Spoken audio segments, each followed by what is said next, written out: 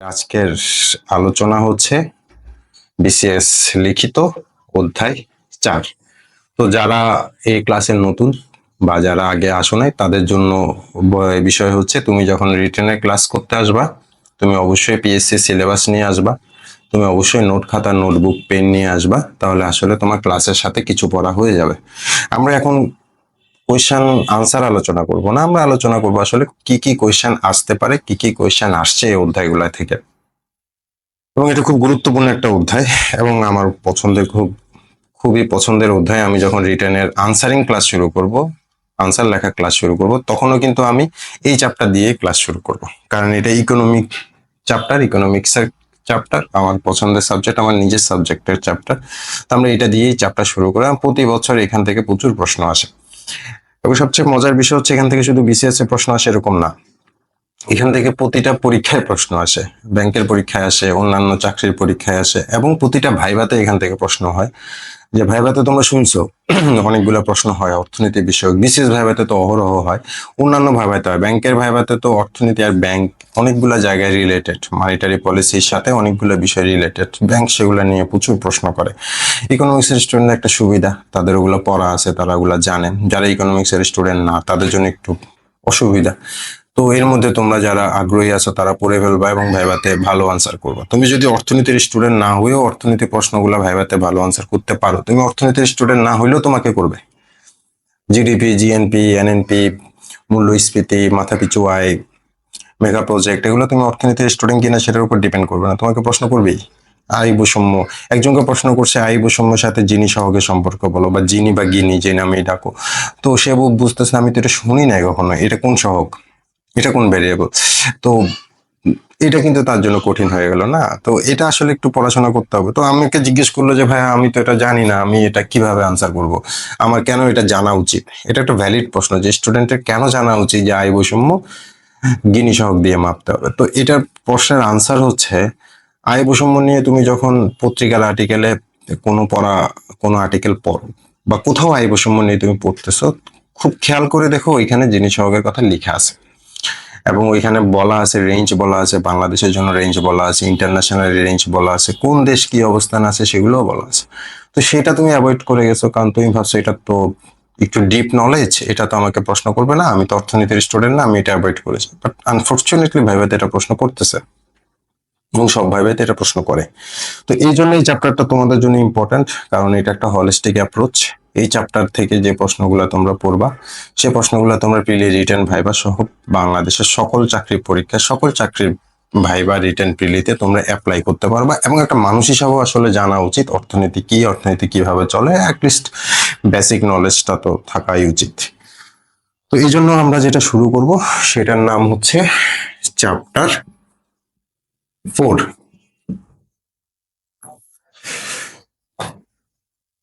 ঠিক আছে, তোমরা প্রস্তুত? তো বেশিক্ষণ আলোচনা করব না, চ্যাপ্টার 4 বেশি বড়ও না, ছোট, কিন্তু এখান থেকে প্রশ্ন প্রচুর আসে। প্রথমত চ্যাপ্টার 4 যে জিনিসটা আছে, তোমরা যখন পিএসসি রিটেন সিলেবাস নিবা হাতে, প্রথমে যে জিনিসটা আছে তোমরা সিলেবাসটা বোঝার চেষ্টা করবে, কারণ সিলেবাস বুঝে তুমি চিন্তা করবা যে আজকের দিনে এই সিলেবাসের সাথে প্রাসঙ্গিক টপিক আসলে কোনটাতে আমাকে প্রশ্ন করতে দিলে আমি এই সিলেবাস থেকে আসলে কি প্রশ্ন করতাম। তো এই জন্য সিলেবাসের প্রত্যেকটা ওয়ার্ড বাই ওয়ার্ড, কখনো কখনো বিটুইন দ্য লাইন পড়ে ফেলতে হয়, যে না এখানে এই কথাটা লেখা নাই কিন্তু এটা প্রশ্নে আসবে, এটা বুঝে নিতে হয়। কারণ পিএসসি সিলেবাসে বলাই আছে যে এক্স্যাক্টলি সিলেবাস অনুযায়ী প্রশ্ন হবে, কিন্তু সিলেবাসের ভিতরে যা আছে সেগুলোর সম্পর্কিত বিষয়ে প্রশ্ন হবে। তো এখানে চ্যাপ্টার 4 এর প্রথম যে শব্দটা সেটা লেখা আছে ইকোনমি, মানে হচ্ছে অর্থনীতি। তো অর্থনীতি বিশাল জিনিস, বুঝতে পারতেছো, সব সম্পর্কিত বিষয়গুলো এখানে আসবে। দ্বিতীয় লেখা আছে সোসাইটি, সমাজ।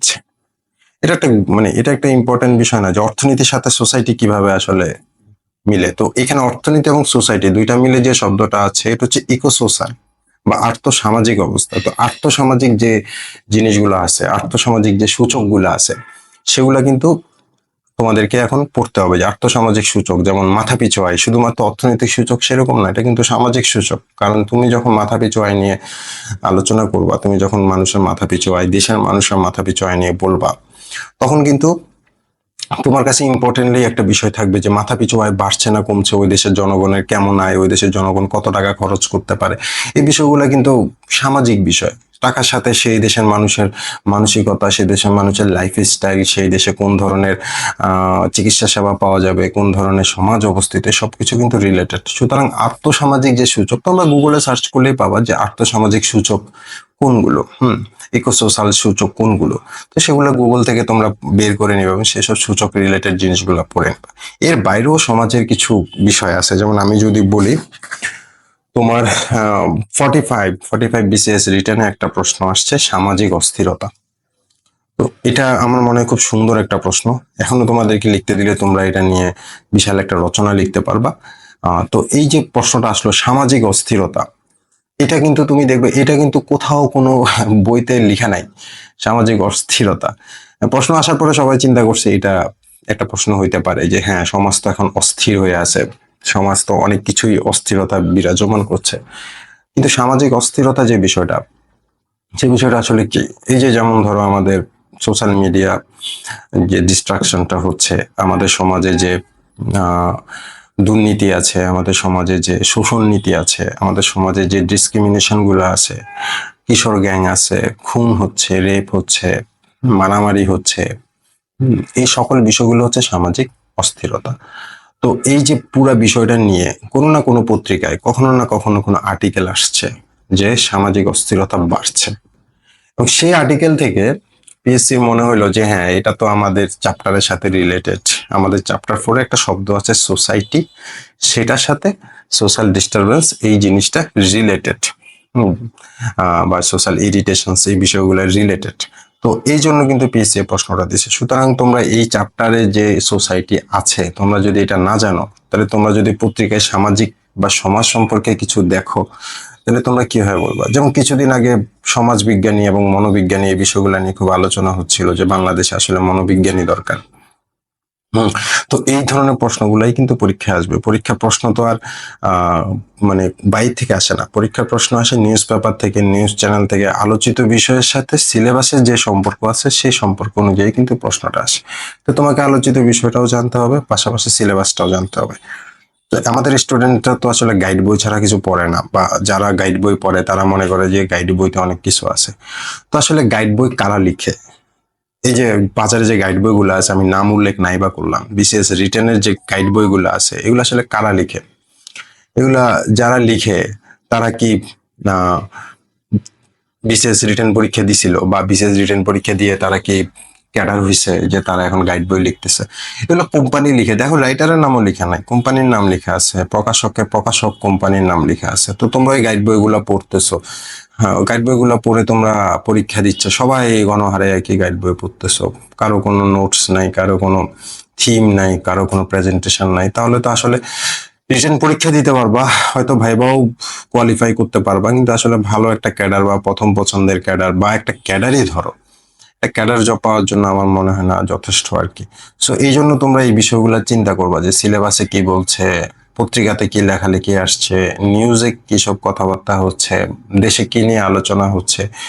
হ্যাঁ, এগুলো কিন্তু আমাদের যারা পিএসসি মেম্বার আছেন ওনাদেরকে ভাবায়, ওনাদের চিন্তা করেন, ওনারা গভীরে চিন্তা করতে পারেন, ওনাদের বয়স হয়েছে, ওনাদের অভিজ্ঞতা হয়েছে, ওনাদের পজিশনও আছে চিন্তা করার। তো ওনারা এগুলো নিয়ে ভাবেন, আর যখন ওনারা ভাবেন ওইখান থেকেই কিন্তু তোমাদেরকে প্রশ্নগুলা করে, রিটেনে করে, ভাইভাতে করেন। হ্যাঁ, তারপরে দেখো তো অর্থনীতি একটা বিষয়, সোসাইটি আরেকটা বিষয়, দুইটা এখানে চ্যাপ্টারের প্রথম দুইটা শব্দ। তৃতীয় শব্দটা দেখো, যেটা হচ্ছে literature and culture of Bangladesh, বাংলাদেশের সাহিত্য এবং সংস্কৃতি। তো বাংলাদেশের সাহিত্য তো তুমি জানোই, বাংলাদেশের সাহিত্য হচ্ছে কয়েকজন কবি ইম্পর্টেন্ট আমাদের জন্য, তাদের সাহিত্যগুলো ইম্পর্টেন্ট। তারপরে মুক্তিযুদ্ধের ভিত্তিতে সাহিত্য আছে, ভাষা আন্দোলনের ভিত্তিতে সাহিত্য আছে, বা বর্তমান সাহিত্য আছে, আদি যুগ প্রাচীন যুগের সাহিত্য আছে, মধ্যযুগের সাহিত্য আছে। সাহিত্যের একটা প্রভাব সবসময় সমাজের উপরে আছে, আমাদের আন্দোলনগুলোর উপরেও আছে, সেই রিলেটেড কিন্তু প্রশ্নগুলো আসছে। এবং কালচার, সংস্কৃতি, সংস্কৃতি আমাদের যে সংস্কৃতির অংশ, যেগুলো আমাদের সংস্কৃতির অংশ, যেমন ধরো পহেলা বৈশাখ, তারপরে ধরো মঙ্গল শোভাযাত্রা, তারপরে ধরো চট্টগ্রামে হয় বলি খেলা, এরপরে বিভিন্ন আমাদের জায়গা আছে যেগুলো হচ্ছে পুরনো, অনেক পুরনো জায়গা, যেগুলো ঐতিহাসিক ভ্যালু আছে, যেগুলো আমাদের কালচার আছে। হুম। তারপর বিভিন্ন মেলা হয়, বড় বড় মেলা হয়, এগুলো আমাদের কালচার। যাত্রা হয়, যাত্রাপালা হয়, এগুলো আমাদের কালচারের অংশ। তো এই জিনিসগুলা কিন্তু আমাদের সংস্কৃতি। তো এই সংস্কৃতিগুলা আমাদেরকে কিন্তু এখানে প্রশ্ন করে, literature and culture of Bangladesh. এরপরে যে গুরুত্বপূর্ণ, সবচেয়ে গুরুত্বপূর্ণ টপিক আছে এখানে, সেটা হচ্ছে প্রভার্টি এলিভেশন, দারিদ্র বিমোচন। এটা হচ্ছে এই চ্যাপ্টারের সবচেয়ে গুরুত্বপূর্ণ টপিক, এবং এটা থেকে প্রশ্ন আসবেই। মানে মোটামুটি শিওর থাকো যে এটা থেকে হয় টিকে আসবে, নয় সংক্ষিপ্ত প্রশ্ন আসবে, নয় বড় প্রশ্নই আসবে, কিন্তু এটা থেকে প্রশ্ন আসবে, কারণ এইখানে বাংলাদেশ বিশ্বের একটা চমক। বাংলাদেশ বিশ্বে এটা নিয়ে খুব আলোচিত হয়েছে, খুব সমাদৃত হয়েছে, কিভাবে আমরা দারিদ্র বিমোচন করেছি, কত দারিদ্র বিমোচন করেছি, সে দারিদ্র বিমোচনে আমরা কি কি ভূমিকা আমরা রেখেছি, এই সব কিছু নিয়ে কিন্তু প্রশ্ন হয়। তো এরপরে আছে ভিশন ফর 2041, যেহেতু 2021 শেষ, ভিশন 2041 এটা নিয়ে অবশ্যই প্রশ্ন আসবে। তারপরে কিছু ইকোনমিক টার্ম লেখা আছে, দেখো GDP, GNP, NNP after the enhance of country. অর্থাৎ বাংলাদেশের অভ্যুদয়ের পর থেকে, বাংলাদেশের জন্মের পর থেকে জিডিপি নিয়ে আলোচনা করো, এরকম প্রশ্ন আসছে। 1972 সাল থেকে জিডিপি নিয়ে আলোচনা করো। 1972 সালে জিডিপি কত ছিল, 75-এ কত ছিল, 80-তে কত ছিল, অ্যাটলিস্ট 5 বছর গ্যাপ দিয়ে দিয়ে হয়েও যদি জিডিপি স্প্যান না জানা যায়, তাহলে সেটা নিয়ে আলোচনা করা খুব কঠিন। তারপরে জিডিপি, জিএনপি, এনএনপি এগুলো নিয়ে প্রশ্ন আসে, জিডিপি গ্রোথ এটার সাথে রিলেটেড, এটা নিয়ে প্রশ্ন আসে। তো এই ছিল চ্যাপ্টার 4, এবং চ্যাপ্টার 4 এর সিলেবাস সম্পর্কে আমি তোমাদেরকে আইডিয়া দিলাম। এখন আমি দেখাচ্ছি এখানে কি কি প্রশ্ন আসে। যেমন ধরো 37 বিসিএস এর প্রশ্ন আছে, দারিদ্র বিমোচন বলতে কি বোঝায়, দারিদ্র বিমোচনে সরকারের গৃহীত কার্যক্রম। একদম সিম্পল কোয়েশ্চেন, একদম লেভেল কোয়েশ্চেন। মানে এটার বাইরে আর কোনো কোয়েশ্চেন চিন্তা করা যায় না। যে দারিদ্র বিমোচন নিয়ে আসলে যদি 2টা প্রশ্ন বলতে বলা হয়, 2টা প্রশ্নই হবে। দারিদ্র বিমোচন কাকে বলে, সরকারের কার্যক্রম ব্যাখ্যা করো। তো এটাকে একটু তোমরা ঘুরাই পড়বা, যে দারিদ্র বিমোচনে বাংলাদেশের সফলতার কারণগুলো কি কি। হ্যাঁ, বা বাংলাদেশে বর্তমানে দারিদ্র হার, চরম দারিদ্র হার নিয়ে আলোচনা করো। তোমরা পড়তে পারো যে বিশ্বে বাংলাদেশ দারিদ্র বিমোচনে মডেল, ব্যাখ্যা করুন। ঠিক আছে, তো সেক্ষেত্রে কিন্তু বিশ্বে আমরা কেন মডেল, দক্ষিণ এশিয়াতে আমরা কতটুকু মডেল, এশিয়াতে আমরা কতটুকু মডেল। এখন যদি আমেরিকার তুলনায় করো তাহলে তো হবে না, তুমি আফ্রিকান কান্ট্রির সাথে তুলনা করতে হবে, যেগুলো আমাদের তুলনায় অর্থনৈতিক অবস্থায় একটু শোচনীয় আছে, ওদের সাথে তুলনা করতে হবে। তো সেই ক্ষেত্রে কিন্তু তোমার দারিদ্র বিমোচন নিয়ে যত ধরনের প্রশ্ন করা যায়, সব ধরনের প্রশ্ন চিন্তা করে তুমি মাত্র একটা নোট রেডি করবে। আমিও পড়াবো দারিদ্র বিমোচন নিয়ে। আমরা খুব দ্রুত সিলেবাস আলোচনা শেষ করে আমরা ক্লাসে ঢুকবো। তার আগে তোমাদেরকে আইডিয়া দিয়ে দিচ্ছে যে কি কি প্রশ্ন তোমরা তৈরি করবে, কি কি প্রশ্ন তোমাদের মাথায় থাকা উচিত আসলে। তো দারিদ্র বিমোচন নিয়ে 3-4 টাইপের কোয়েশ্চেন হইতে পারে। 3-4 টাইপের কোয়েশ্চেন থেকে তুমি তোমার একটা নোটই তৈরি করবা, যাতে যে প্রশ্নে আসুক না কেন তুমি ওই আনসারটাই লিখে দিবা। শুধু পার্থক্য হচ্ছে 5 নাম্বারে আসলে এক ধরনের লিখবা, 10 নাম্বারে আসলে এক ধরনের লিখবা, 20 নাম্বারে আসলে এক ধরনের লিখবা, 40 নাম্বারের রচনা আসলে আলাদা লিখবা। কিন্তু তোমার প্রস্তুতি ওরকমই থাকবে। হ্যাঁ, আবার না আসলে লিখবে না। এখন এরকম যদি প্রস্তুতি না থাকে, তাহলে তো আসলে তুমি ভালো করতে পারবে না। তারপরে দেখো, তারপরে 45-এ আরেকটা প্রশ্ন আসছে। এই প্রশ্নটা, দারিদ্র বিমোচন বলতে কি বুঝায়, সরকারের গৃহীত কার্যক্রমে তা 37-ও আসছে, 45 বিসিএসও আসছে। 45-এ একটা প্রশ্ন আসছে, দেখো, উন্নয়নের মহাসড়কে বাংলাদেশ। এই 3টা ওয়ার্ড, উন্নয়নের মহাসড়কে বাংলাদেশ, এই 3টা ওয়ার্ড তুমি কোথায় দেখছো বলো? এই প্রশ্নের বাইরে, এই যে প্রশ্ন আসছে বা আমি আজকে পড়াচ্ছি, এর বাইরে তুমি কোথায় দেখছো? বহুবার পত্রিকায় দেখছো, বহুবার বিরোধী দল সমালোচনা করতে দেখছো এই উন্নয়নের মহাসড়কে বাংলাদেশ, টক শো দেখছো উন্নয়নের মহাসড়কে বাংলাদেশ, দেখছো না? তো এই যে দেখো, পুরা ওই ওই জাস্ট ওই পাঁচ লাইনটা, ওই হেডলাইনটাই কিন্তু প্রশ্ন তুলে দিছে, উন্নয়নের মহাসড়কে বাংলাদেশ 3টি প্রকল্প ব্যাখ্যা করুন। 45 বিসিএস আসছে, 44 বিসিএস আসছে মেগা প্রকল্প ব্যাখ্যা করুন, 43-তেও আসছে মেগা প্রকল্প ব্যাখ্যা করুন। হ্যাঁ, তারপর 43-তে আসছে মেগা প্রকল্পের আর্থসামাজিক প্রভাব ব্যাখ্যা করুন। মানে এখানে শুধু প্রকল্প ব্যাখ্যা করলে হবে না, পদ্মা সেতুর আর্থসামাজিক প্রভাব কোথায়, পদ্মা সেতু বাংলাদেশের দক্ষিণাঞ্চলের মানুষকে বাংলাদেশের সাথে কানেক্ট করেছে, তার আর্থসামাজিক প্রভাবটা কোথায়, তার অর্থনৈতিক প্রভাবটা কোথায়, তার সামাজিক প্রভাবটা কোথায়, এতে শিক্ষার মান বেড়েছে, নাকি মানুষের লাইফস্টাইলের মান বেড়েছে, মানুষের বিজনেস উন্নতি হয়েছে, নাকি মানুষের স্বাস্থ্য সেবার মান বেড়েছে, সবকিছু তোমাকে লিখতে হবে যে কোথায় কি হয়েছে না হয়েছে। তারপরে পদ্মা সেতু বাস্তবায়নে বাংলাদেশের অর্থনৈতিক প্রবৃদ্ধি, দেখো একদম স্পেসিফিক প্রশ্ন, যে পদ্মা সেতু নিয়ে কিন্তু প্রশ্ন চলে আসছে থার্ডে মানে 43-এ যে পদ্মা সেতু নিয়ে, পদ্মা সেতু বাস্তবায়নে বাংলাদেশের অর্থনৈতিক প্রবৃদ্ধি। তার মানে এখানে আসলে প্রশ্নটা কি, এখানে প্রশ্নটা হচ্ছে বাংলাদেশের অর্থনৈতিক প্রবৃদ্ধি কত হয়েছে পদ্মা সেতু থেকে, এক্স্যাক্টলি কোয়েশ্চেন ইজ দেয়ার। তো এখন পদ্মা সেতু আজকের নিউজ পেপার যদি তোমরা পড়ে থাকো বা আমার গ্রুপে যদি অ্যাক্টিভ থাকো, সেখানে কিন্তু লেখা আছে আজকে পদ্মা সেতুর প্রকল্প ক্লোজ হয়েছে অবশেষে। সেটা থেকে হচ্ছে তোমার এটা থেকে কত টাকা টোল আসছে, সেই টোলের থেকে আবার রক্ষণাবেক্ষণ খরচ কত আসছে, এটা কিন্তু পুরাটা আজকের পত্রিকাতে খুললেই তোমরা পেয়ে যাবা। এটা হচ্ছে কার কার সাথে চুক্তি, সড়ক মন্ত্রণালয়ের সাথে সরকারের চুক্তি, ওইখানে কোন অথরিটি কাজ করতেছে। তো সবকিছু মিলে কিন্তু তুমি এই আনসারটা পেয়ে যাবো পদ্মা সেতু। তো পদ্মা সেতু নিয়ে যদি পরে এই বিসিএস এর রিটেনে কোনো প্রশ্ন দিতে হয়, তাহলে এরকম দিতে হবে যে পদ্মা সেতুর এই মুহূর্তে পদ্মা সেতুর ভবিষ্যৎ অর্থনৈতিক পরিকল্পনা কি, বা পদ্মা সেতুর আগামী 5 বছরে বা আগামী 10 বছরে বাংলাদেশের অর্থনীতির উপরে পদ্মা সেতুর প্রভাবটা কি, বা পদ্মা সেতুর টাকা কদিনে উঠে আসবে। এটাও কিন্তু একটা প্রশ্ন ভাইভাতে করবে যে আচ্ছা ঠিক আছে, আমরা তো হিসাব পাইছি যে বছরে কত আসতেছে, রক্ষণাবেক্ষণ খরচ কত যাচ্ছে আর কত খরচ হয়েছে, যেহেতু হিসাব ক্লোজ হয়েছে আজকে, সেহেতু আমাদেরকে বলো যে পদ্মা সেতুর টাকা উঠে আসবে কয়দিনে। তো টাকা শুধু মানে পদ্মা সেতুর টোল উঠে আসলে তো হবে না, সেখান থেকে যে অর্থনৈতিক প্রবৃদ্ধিটা হচ্ছে, সেখান থেকে যে অর্থনৈতিক গ্রোথটা হচ্ছে, সেটাও তো তোমাকে বলতে হবে, সেটা তোমাকে জানতে হবে। So it's the point Padma সেতু নিয়ে। তারপরে দেখো 43-এ আসছে ঢাকা মেট্রো রেল প্রকল্প। এটা একটা প্রকল্প আসছে। এখন হচ্ছে গিয়ে এলিভেটেড এক্সপ্রেসওয়ে আছে, আরো কিছু প্রকল্প আছে। রূপপুর পারমাণবিক বিদ্যুৎ কেন্দ্র নিয়ে এখনো প্রশ্ন আসে নাই। হ্যাঁ, গভীর সমুদ্র বন্দর নিয়ে এখনো প্রশ্ন আসে নাই, কিন্তু তোমাকে সেগুলো প্রস্তুত করে রাখতে হবে। গভীর সমুদ্র বন্দর নিয়ে অন্য জায়গায় প্রশ্ন আসছে, আমরা আগের ক্লাসে আলোচনা করছিলাম গভীর সমুদ্র বন্দর নিয়ে। তো গভীর সমুদ্র বন্দর যখন কাছাকাছি প্রজেক্টে পৌঁছে যাবে, তখন সেটা নিয়েও প্রশ্ন আসবে। এই মুহূর্তে শুধুমাত্র টিকা আসতে পারে। তো দেখো, এটা হচ্ছে গিয়ে প্রকল্পগুলার প্রশ্ন। তো তোমরা কি বুঝতে পারতেছ?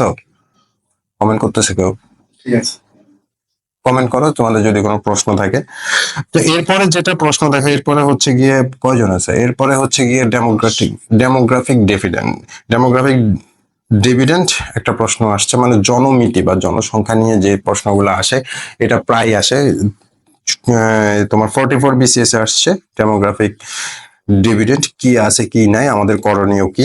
43-তে আসছে বিপুল পরিমাণ জনগোষ্ঠীকে মানব সম্পদের রূপান্তরের দৃষ্টান্ত, মানব সম্পদের রূপান্তরের কিভাবে করা যায় এবং সেটা একটা দৃষ্টান্ত দেয়। এটা 40 বিসিএস আসছে, এটা 38 বিসিএস আসছে, এটা 43 বিসিএস আসছে। 40 বিসিএস আবার আসছে পরিবার পরিকল্পনা কি বোঝায়, জনসংখ্যা নিয়ন্ত্রণে গৃহীত পদক্ষেপগুলা কি কি।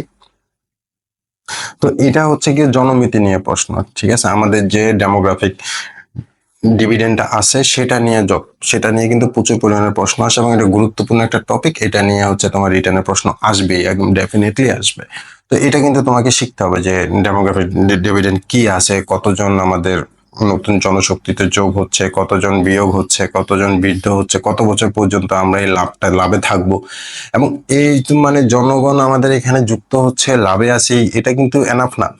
তোমাকে এখানে যেটা জানতে হবে, যেটা বলতে হবে, সেটা হচ্ছে গিয়ে এদেরকে আমরা কিভাবে কাজে লাগাবো, এই মানব সম্পদটাকে আমরা কিভাবে কাজে লাগাবো। তারপরে তোমাকে এখানে বলতে হবে কোন কোন দেশ আসলে এই ক্ষেত্রে দৃষ্টান্ত স্থাপন করেছে। একটা প্রশ্ন আসছে কিন্তু দৃষ্টান্ত, তার মানে তোমার কাছে উদাহরণ জানতে যাচ্ছে যে চায়না কিভাবে করেছে, ইন্ডিয়া কিভাবে করছে, আমরা আসলে কিভাবে করতে পারি, আমাদের হাতে কি রিসোর্স আছে, সেই রিসোর্স গুলো আমরা কিভাবে কাজে লাগাইতে পারি। তো এই হচ্ছে গিয়ে প্রশ্ন।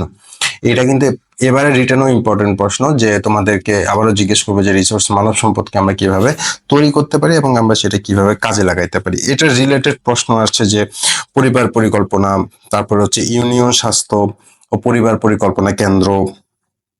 তারপর এটা রিলেটেড প্রশ্ন আসছে আন্তর্জাতিক শ্রমবাজার এবং বাংলাদেশ, অর্থাৎ এখানে পুরো লেবার মার্কেটটাকে ঢুকাই ফেলছে।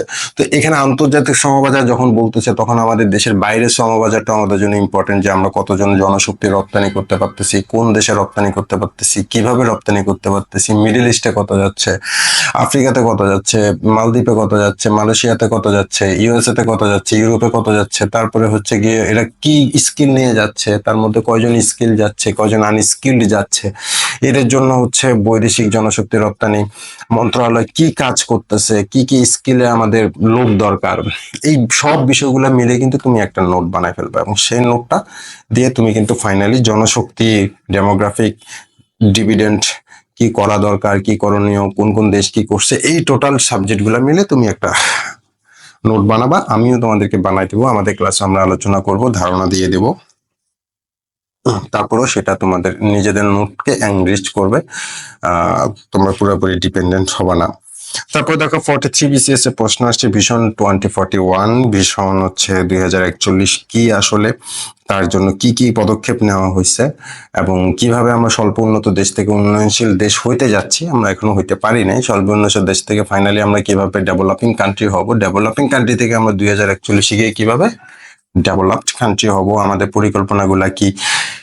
তোমরা জানো যে আমাদের আরো পরিকল্পনা আছে, ডেল্টা প্ল্যান আছে 100 বছরের, তো হচ্ছে কি এই প্ল্যানগুলোর ডিটেলস কিন্তু ওয়েবসাইটে আছে, ওয়েবসাইট থেকে ডাউনলোড করে প্ল্যানগুলোর ডিটেলস দেখতে হবে, তারপরে হচ্ছে সেগুলো অনুযায়ী কি কি পদক্ষেপ নেওয়া হয়েছে, কি কি সফলতা আসছে, সেগুলো মূল্যায়ন প্রতি বছর প্রকাশিত হয়, সেই মূল্যায়নগুলো থেকে জানতে হবে, ডেটা তৈরি করতে হবে। এবং ভাইবাতেও খুব সুন্দর করে জিজ্ঞেস করে ভিশন 2041 বলতে কি বুঝো, কারা দিছে, কি কি এখানে আছে, তার সাথে আছে স্মার্ট বাংলাদেশ।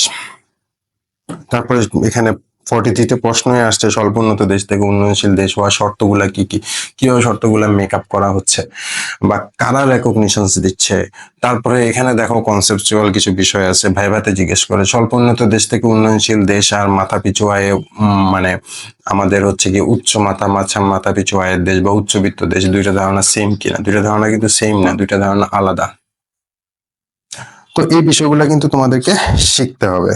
তারপরে দেখো 41 বিসিএস আসছে যে সামগ্রিক উন্নয়নের শিক্ষা সমাজ অর্থনীতির সম্পর্ক আলোচনা করেন, এটা কি জন্য আসছে আমিও বুঝি নাই, এটার সাথে শিক্ষার সাথে সমাজ অর্থনীতি, শিক্ষার এখানে বিষয়গুলো আছে যদি, কারণ এখানে লিটারেচার এবং কালচার বিষয়টা আছে, তো এই জন্য শিক্ষা রিলেটেড যত কিছু, যে শিক্ষার মান এখন কেমন, স্টুডেন্টরা কি পরিমাণ পাস করতেছে, পাস করে বের হয়ে তারা আসলে চাকরি পাচ্ছে কি পাচ্ছে না, আমাদের জাতীয় শিক্ষানীতি কেমন, হ্যাঁ আমাদের শিক্ষকদের মান কেমন, এই ভাইভাতে তো র্যান্ডম প্রশ্ন করতেছে যে শিক্ষকদের মান বৃদ্ধি করার জন্য কি করা যেতে পারে, শিক্ষার মান বৃদ্ধি করার জন্য কি করা যেতে পারে, এত ছেলে পেলে অনার্স করে বেরোচ্ছে, মাস্টার্স করে বেরোচ্ছে, ওদেরকে কোথায় চাকরি দেওয়া যেতে পারে, এসব প্রশ্ন কিন্তু ভাইভাতে র্যান্ডমলি করতেছে এবং এগুলার কিন্তু আনসার দেওয়া খুব একটা সোজা না, কারণ তুমি হয়তো তোমার মনে যে আছে সেগুলো বলে ফেলতেছো, বাট ওনাদের সামনে তো তোমার মনের কথা বললে হবে না, তোমার লজিক্যাল কথা বলতে হবে, ডেটা দিয়ে কথা বলতে হবে, এবং ওনারা সেই কথাগুলো অ্যাকসেপ্ট করবে যেগুলো এক্সপার্ট ওপিনিয়ন, তো তোমাকে এক্সপার্ট ওপিনিয়ন পড়তে হবে, তুমি এক্সপার্ট ওপিনিয়ন জানতে হবে, তো এটা জানার জন্য পড়ার জন্য তোমাদেরকে এই চ্যাপ্টারে আমি শিক্ষাটাকে ইনক্লুড করছি। তারপরে দেখো ছোট ছোট টিকা আসছে, পঞ্চবার্ষিকী পরিকল্পনা, এটা প্রতিবারই আসে, ভাইভাতেও জিজ্ঞেস করে পঞ্চবার্ষিকী পরিকল্পনা কোনটা চলতেছে, কেমন চলতেছে। তারপর জিডিপি নিয়ে প্রশ্ন আসে, 36 জিডিপি নিয়ে প্রশ্ন আসছে, 5 বছরের জিডিপি আলোচনা করো, 10 বছরের জিডিপি আলোচনা করো, 1972 সাল থেকে জিডিপি আলোচনা করো, ঠিক আছে। তো জিডিপি নিয়ে তোমাদেরকে একটু প্রশ্ন পড়তেই হবে, জিডিপি নিয়ে তোমাদেরকে আনসার করতেই হবে। তো জিডিপি তোমরা অর্থনৈতিক সমীক্ষা থেকে নিতে পারবা কোথায় কি আছে। এরপরে দেখো রেমিটেন্স নিয়ে প্রশ্ন আসছে, আমার মনে হয় যেটা এখনকার সময়ে তোমাদের প্রথম অর্থনৈতিক সূচকগুলোর মধ্যে যে সূচকটা পড়া উচিত সেটা হচ্ছে রেমিটেন্স, যে রেমিটেন্স কত আসতেছে, কারা পাঠাচ্ছে, রেমিটেন্স কমে গেছে কেন, আমাদের বৈদেশিক মুদ্রার রিজার্ভ কমে গেছে কেন, এবং রিজার্ভ কমে গেলে আমরা কি কি সমস্যার মধ্যে পড়তে পারি, আমরা কিভাবে এই রিজার্ভের মাধ্যমে আমাদের যে আমদানি সেটাকে আমরা কিভাবে নিয়ন্ত্রণ করব, তার উপরে হচ্ছে রিজার্ভ কমে যাওয়ার কারণে আমার ডলারের বিপরীতে টাকার মান কমে যাচ্ছে, অবমূল্যায়ন করতেছে, দেখতেছো প্রতিদিন ডলারের এগেনস্টে টাকার ভ্যালু বাড়ছে, অর্থাৎ আগে 101 টাকায় $110 পাওয়া যেত, এখন $120 দিকে চলে যাচ্ছে, মার্কেট $130 উপরে চলে গেছে অলরেডি।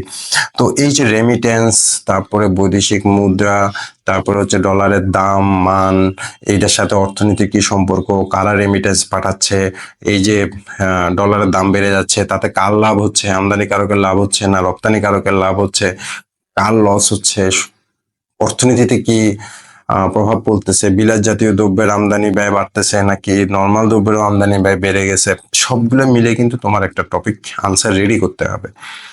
তারপরে হচ্ছে যতগুলো সামাজিক সূচক আছে, আমি আগেই বলছি সামাজিক সূচক আছে, যেমন ধরো জন্মহার, মৃত্যু হার, তারপরে হচ্ছে লাইফ এক্সপেক্টেন্সি রেট, এরপরে হচ্ছে শিশু মৃত্যু হার 1 বছরের নিচে, 5 বছরের নিচে, তারপরে হচ্ছে বাল্যবিবাহ, এরপরে হচ্ছে তোমার মাতৃমৃত্যু হার, এই সবগুলা হচ্ছে সামাজিক সূচক। হ্যাঁ, তারপরে তোমার নিরাপদ পানি ব্যবহারের হার, নিরাপদ স্যানিটেশন ব্যবস্থার হার, এই সবগুলা কিন্তু সামাজিক সূচক। এগুলা হচ্ছে এসডিজি তোমরা যখন পড়বা তখন কিন্তু এসডিজিতে সবগুলা সূচক আছে, এবং হচ্ছে গিয়ে কোনো দেশের সামাজিক অবস্থা নির্ণয় করতে কিন্তু এই সূচকগুলো মান লাগে। তো এই সামাজিক সূচকগুলো, এখানে সোসাইটি একটা বিষয় আছে, সামাজিক সূচক, আর্থসামাজিক সূচক, সবকিছু তোমরা পড়বা। আমি সবকিছু কিন্তু বলে দিচ্ছি, তোমরা কিন্তু এগুলা পড়ে ফেলবা।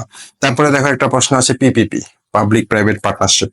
এটা কিন্তু পরীক্ষা আসছে, যদিও অনেক আগে আসছে, 35-এ আসছে। তারপরে এটা ইম্পর্টেন্ট টপিক, এটা আমাদের এটা 35 মানে আমাদের এক বিশ পরে আর কি, আমরা 34-এ পরীক্ষা দিয়েছিলাম, তো আমাদের সময় এটা গুরুত্বপূর্ণ প্রশ্ন ছিল, এখন এটা গুরুত্বপূর্ণ প্রশ্ন। তো এটা তোমরা এখনো পড়বা। তো এটা ছিল মোটামুটি চ্যাপ্টার 4 সম্পর্কে আলোচনা, চ্যাপ্টার 4 সম্পর্কে ডিটেলস, যে চ্যাপ্টার 4-এ কি কি প্রশ্ন আছে, কি কি প্রশ্ন হইতে পারে, সিলেবাসে কি আছে, পরীক্ষায় কি কি আসছে, আর কি কি প্রশ্ন হইতে পারে, আমি পুরাটা তোমাদেরকে ক্লিয়ার করে দিলাম। আমরা আশা করতেছি এই সপ্তাহে আমরা চ্যাপ্টার 5ও ক্লিয়ার করে দিতে পারবো। তারপরে আমাদের আসলে বেশি চ্যাপ্টার থাকবে না, চ্যাপ্টার 5 এর পরে চ্যাপ্টার 7, 8, 9, 10 এগুলো আসলে খুব দ্রুত শেষ হয়ে যাবে। এরপরে আমরা রিটার্নের প্রস্তুতি শুরু করতে পারবো। এক একটা চ্যাপ্টার আমরা 2-3 দিনের মধ্যে আসলে 10-12টা প্রশ্ন আমরা রেডি করে দিয়ে তোমাদেরকে আসলে প্রস্তুত করতে পারবো। তোমরা তারপরে প্রশ্ন রেডি করে আমাদেরকে পাঠাবো, আমি সেগুলো দেখে দিব কার কোথায় হয়েছে, হয় না, কেমন লেখা উচিত। তো আজকে এই পর্যন্তই, আমরা চ্যাপ্টার 5 শেষ করেছি। আমরা খুব দ্রুত আরেকটা ক্লাসে আসবো চ্যাপ্টার 7 পড়ার জন্য, কারণ চ্যাপ্টার 6 আমরা এর আগে ক্লাসে রেডি করতেছি। যারা আগে ক্লাস করো নাই তারা গ্রুপে জিজ্ঞেস করে নিও, ইউটিউবে ভিডিও আছে। সো আজকের জন্য থ্যাংক ইউ।